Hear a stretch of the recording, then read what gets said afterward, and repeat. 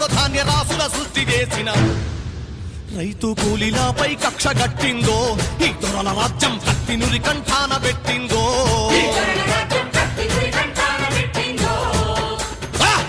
హింస పెరుగుతున్నాదో పేదోళ్ల నెత్తురు ఏరులయ్యి పారుతున్నాదో